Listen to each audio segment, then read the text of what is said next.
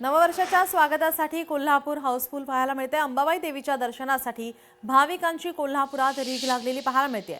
देवीच्या दर्शनासाठी भाविक तसंच पर्यटकांची गर्दी ही पाहायला मिळत आहे।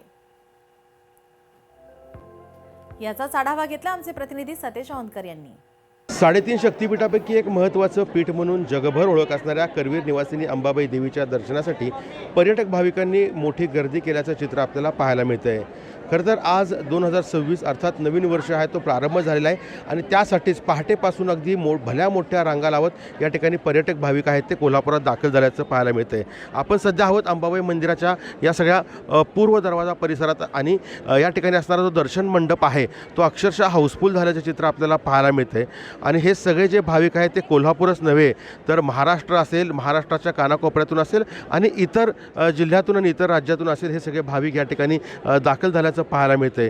दरवर्षी पाहिलं तर ख्रिसमस नंतर अशा खूप मोठ्या प्रमाणावरती गर्दी होत असते आणि साधारणतः दिवसाला 2 ते 2.5 लाख भाविक जे आहेत ते या ठिकाणी दर्शन घेताना आपल्याला पाहायला मिळत आहेत। साधारणतः 2 ते 2.5 तास या सगळ्या दर्शनासाठी लागत असले तरी हे सगळे भाविक जे आहेत ते आपल्याला आईच्या दर्शनासाठी अर्थात आई अंबाबाईच्या दर्शनासाठी या ठिकाणी आल्याचं आपल्याला पाहायला मिळते। आणि एकूण पाहिलं तर हा जो पूर्ण दर्शन मंडप आहे तो हाऊसफुल झालेला आहे आणि साधारण 2 ते 2.5 तासामध्ये हे सगळं अंबाबाईचं दर्शन जे आहे ते या ठिकाणी होताना आपल्याला पाहायला मिळते।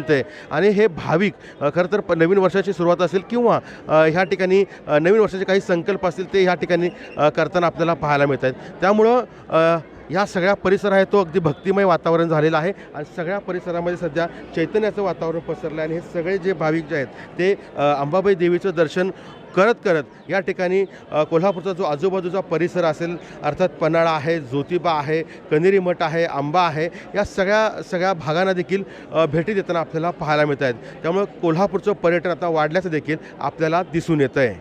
सतेज औंधकर, लोकशाही मराठी, कोल्हापूर।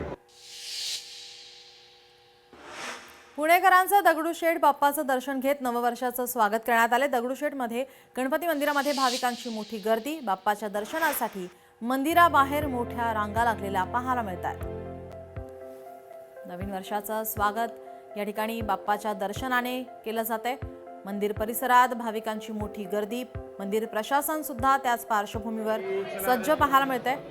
नवीन वर्षाच्या निमित्ताने या ठिकाणी भाविकांची अलोट गर्दी असते आणि त्याच पार्श्वभूमीवर मंदिर प्रशासन, पोलीस प्रशासनाने या ठिकाणी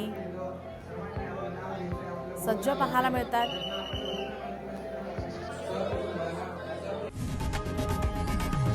लोकशाही मराठी ऐका, पहा, जागरूक रहा।